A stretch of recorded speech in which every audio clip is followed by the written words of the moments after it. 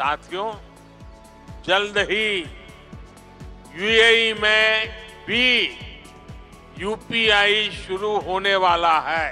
UPI is going global. France, Bhutan, Oman, Sri Lanka, Southeast Asia, Mauritius, and soon even the UAE. All these countries have come forward to embrace the Unified Payments Interface or the UPI. And why not? UPI is India's favorite child. The payment system has the eyes of global CEOs of big tech companies. We just launched WhatsApp payments in India last month. So now you can send money to your friends and family through WhatsApp as easily as sending a message. And that was possible because of the UPI system. One app for all payments. Sounds cool, right? And India is the world's largest payment ecosystem, even beating the world's largest economy, the US, in the fintech revolution. So what does the internationalization of UPI mean for the rest of the world and India? And why should the US be worried about this? It looks very simple and easy. The UPI technology of India is going to be very helpful to other nations. I live in India and I use UPI every day, not once, but maybe 10 times. iPhone, the way how people, work with their smartphone in order to get through life is, we are way behind.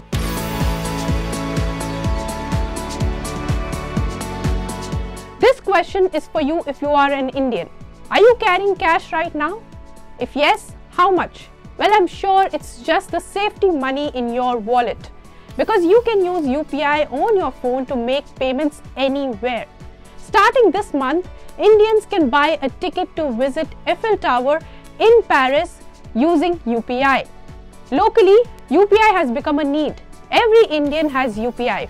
From 920 million transactions in 2017-18, it has gone to 84 billion in 2022-23. January clocked 12.2 billion, almost twice the monthly average of last year. The target is 1 billion transactions per day by 2026-27. Now, Indians can use these services across 7 countries. UPI's global outreach is aimed to building high-speed pipes to achieve real-time, low-cost, cross-border transactions and propagating an Indian digital finance structure in the countries. Now, why does the US hate UPI? In 2019, Google recommended India's UPI-like payment interface to the US Federal Reserve, detailing the benefits of the system. And well, Google's payment system is widely used in India. When it comes to the list of countries having the most digital transactions, India is number 1, while the global superpower, US, is on the 7th position, even behind Nigeria. USA has produced big techs like Google, Amazon, Meta, and Microsoft, but the country is failing at the fintech and banking revolution. Why? Well, card lobbying is very strong in the US. When Indonesia was trying to launch its own payment system, US trade officials convinced Indonesia to loosen the rules at the request of card networks like MasterCard and Visa. When India was trying to restrict Visa and MasterCard, the card companies reached out to the US trade representative, raising concerns about level playing field.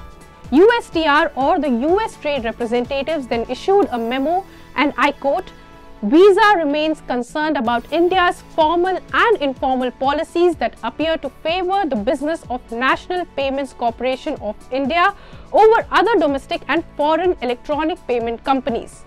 In 2019 alone, in the US, lobbyists spent $3.47 billion on influencing political policy as per a report.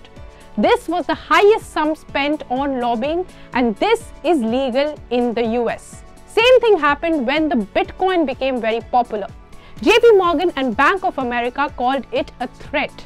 At the 2018 World Economic Forum, Jamie Dimon called Bitcoin a terrible store of value. But what is the problem if UPI comes in? UPI will not make money for the banks in US. In India also, it has not been very popular as a source of income.